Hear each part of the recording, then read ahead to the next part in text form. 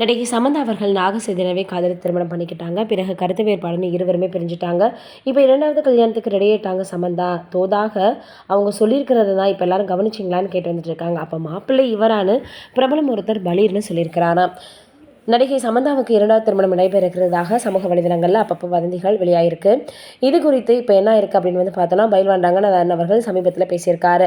சமந்தாவினுடைய முன்னாள் கணவர் நாகசைதன்யா நடிகை சோபிதா தொலிபாலாவை திருமணம் செஞ்சது ரொம்பவே பார்த்தீங்கன்னா எல்லோருடையுமே வைரலாகி வந்துட்டு இருந்துச்சு. இதையடுத்து சமந்தாவும் 2வது திருமணம் நடத்தணும் அப்படின்னு அவருடைய ரசிகர்கள் கோரிக்கை வச்சாங்க. இதுக்கிடையில் இயக்குனருடன் சமந்தாவுக்கு 2வது திருமணம் அப்படின்ற வதந்தி சமூக வலைதளங்களில் வட்டமடிச்சது.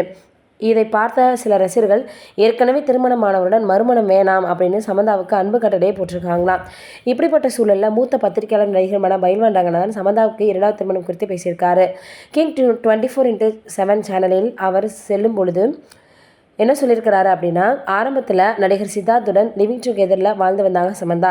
பிறகு சித்தார்த்தை பிரேக்கப் செஞ்சுட்டாங்க. 2வதாக நாகசைதன்யாவை காதலித்து திருமணம் செஞ்சுக்கிட்டாங்க. ஆனால் தம்பதியிடையே கருத்து வேறுபாடு இருந்துச்சு. அதனால் சமந்தாவை விவாகரத்து செய்யும்படி நாகார்ஜுனா குடும்பத்தினர் நாகசைதன்யாவை நிர்பந்தம் செஞ்சாங்க.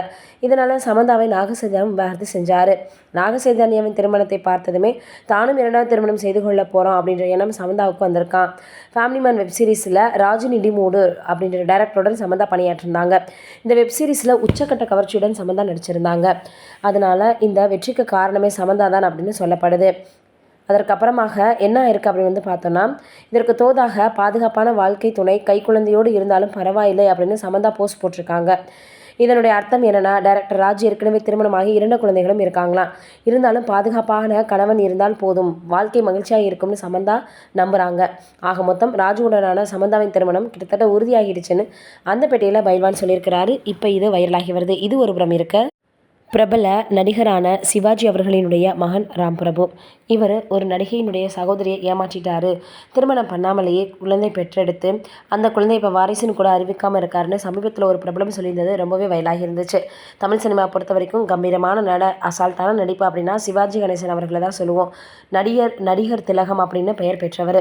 இப்படி இருக்கிற சூழ்நிலையில் இப்போ பார்த்தோன்னா என்ன இருக்குது அப்படின்னு பார்க்கும்பொழுது, பிரபு அவர்கள் செய்த வேலை எல்லாருக்குமே தெரியும். அந்த பிரச்சனையில் சிவாஜி தலையிட்டு முடிச்சு வச்சுட்டாரு. ஆனால் மற்றொரு மகன் ராம்குமாரோ நடிகை ஸ்ரீபிரியாவின் சகோதரி மீனம்மாவோட ரகசிய வாழ்க்கை நடத்தி 2வதாக பார்த்தோன்னா மனைவியாக்கியிருக்கிறாரு.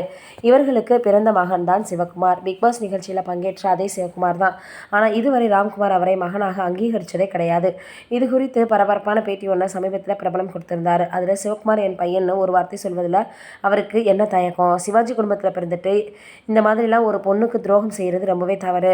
பணம் இருக்குது, அதிகாரம் இருக்குதுன்றதுக்காக பெரிய குடும்பத்தின் மகன் என்பதற்காக எதையும் செய்யலாமா? ராம்குமார் தான் சிவாஜியின் பெயரை இழக்க வச்சிருக்கிறாரு.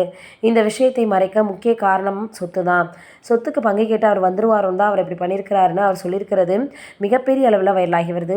இவர் என்னுடைய வாரிசு தான் அங்கீகாரம் கொடுக்காத எதற்காக அவர் மறுக்கிறாரு அப்படின்ற கேள்வியும் அவர் வச்சிருக்கிறாரு. இதற்கு என்ன பதில் சொல்ல போகிறாங்கன்றதை பொறுத்திருந்து பார்ப்போம்.